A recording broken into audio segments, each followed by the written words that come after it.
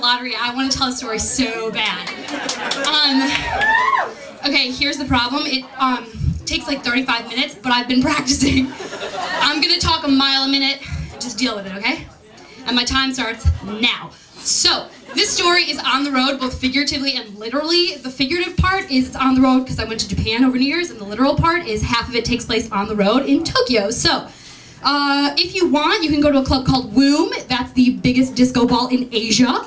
And to go, you probably want to dress up, because in Tokyo, anything goes. So here's what I was wearing. I'll set the scene.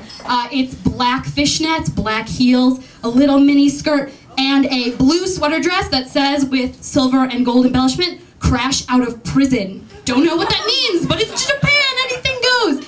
So my friends and I decided to go, and there were 2 warnings that we had to know ahead of time. One is, don't go home with any boys, or I will kill them.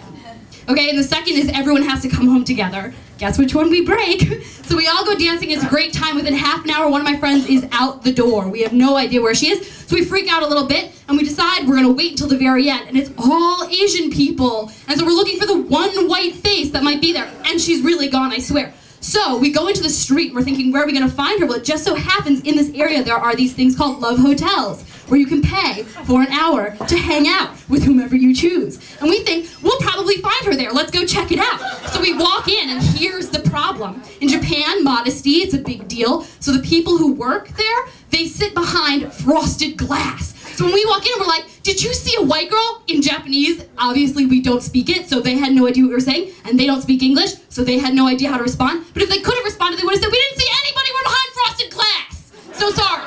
Anyway, you'd think that was enough, but it wasn't. We decided, let's try number 2. Nope, same problem. Let's try the 3rd love hotel. We can't seem to find her. We end up back on the road. And at that time, a man approaches us. Now we're holding our friend's coats. Me, my gal friend Jess, and we're missing Alyssa. And we've got Alyssa's coat, and this man approaches us, and he says something we don't understand. And my traveler's brain kicks in, and I'm like, holy shit, we're about to get robbed, I know it. And he's like, coming closer, and we're like, get away. And he's coming closer, and he grabs the coat, and I'm like, Jess, we're being robbed! And so we start hacking at him, and we're hitting him, and we're like, get away from us! And it gets more and more aggressive, and I start karate chopping, because we're in Asia, right? So like, why not karate chop? And I'm like freaking out at this man. The whole time he's remaining really calm, and I can't quite figure it out. And I'm saying, let go of my friend! And we run, and we don't know where to go, so we end up back in a love hotel. And my friend Jess is like paging through her dictionary. She's like, I don't know how to say this. She's like, friend, danger.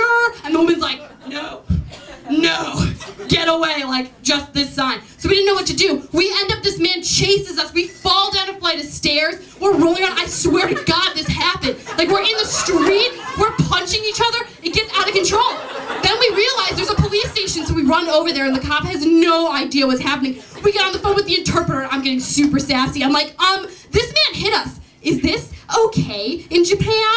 They're like, what is this girl saying? Anyway, so finally, after like a half an hour on the phone, I managed to push this man in front of the cop. Like, I don't even know what was happening. It was like 5 in the morning. So finally, the cop who's on the phone, the interpreter says, just show the man the coat. I'm like, he can't have my coat. They're like, no, just show the man your coat.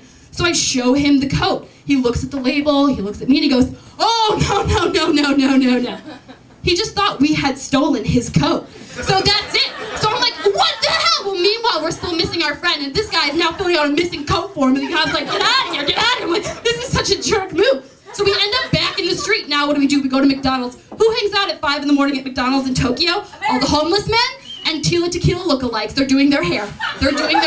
In McDonald's at 6 in the morning. Anyway, so we can't go home because rule 1, well, or rule 2, I guess, was you can't go home unless you have everybody there. Well, we didn't have everybody. Finally, we get her on the phone. She's like, hey, what's up? We're like, you.